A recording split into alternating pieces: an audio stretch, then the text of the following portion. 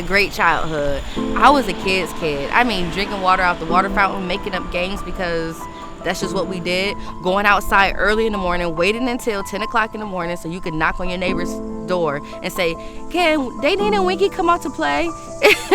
And I was surrounded by friends. I was surrounded by family. And so I believe that's why I still enjoy my friends and my family today. But I remember January 5th, 1998, something happened in this very spot that I'm sitting in that changed, I believe, the trajectory of my life. And for a moment, because I didn't have the tools that I needed to overcome what happened in this spot, it was going a little bit sideways. I was getting in trouble, I was getting in fights, and I was getting arrested and a lot of different other things. And on that day, on that Monday afternoon, I'll never forget, I got the phone call saying that Mikey died.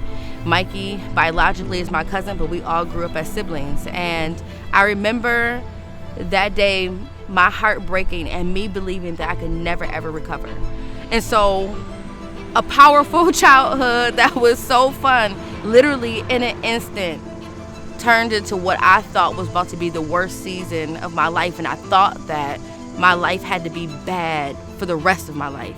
After Mikey was killed, I literally was getting in trouble. I was getting arrested. I was fighting all the time. My grades began to suffer.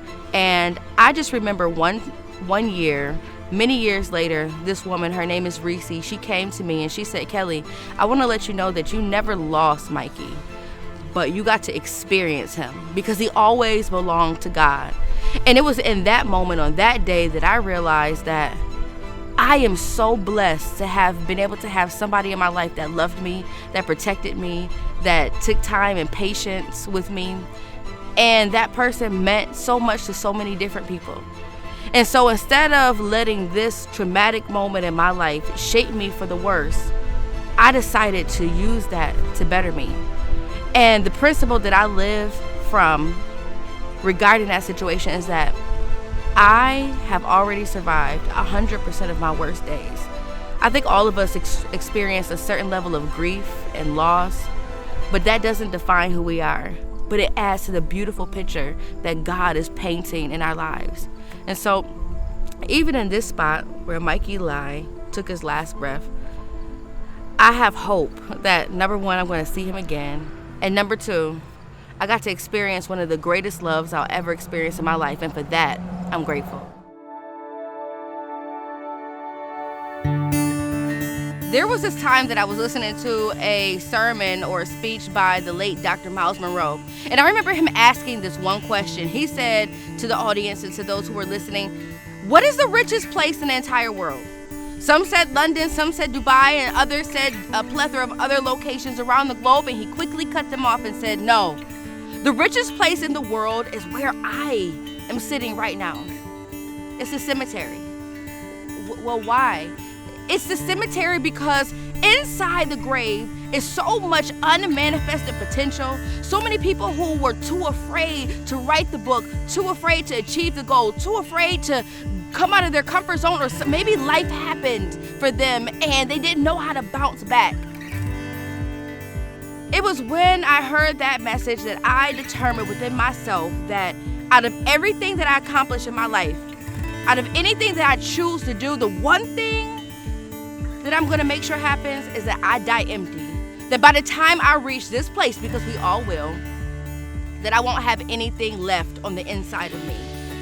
And so I look at my life and I see all the trials and the tribulations, the grief and the loss, but I also see the triumphs and the moments that God gave me intense and great victories. And I realize that all of that together makes me who I am today.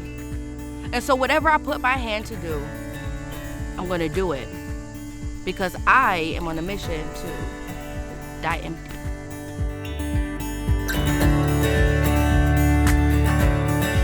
I believe that God called us to be thermostats, period. It's nothing about us. It's nothing in our DNA that just says, hey, go into this one place and just accept everything that's there.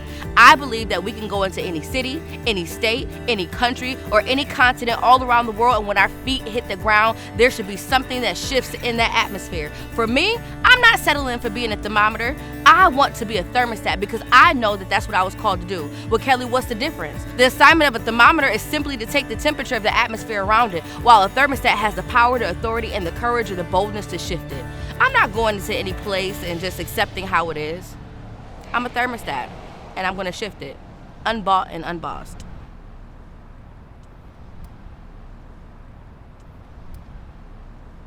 When I graduated from Hutch Tech High School, I graduated at the bottom of my class. It was only one person below me.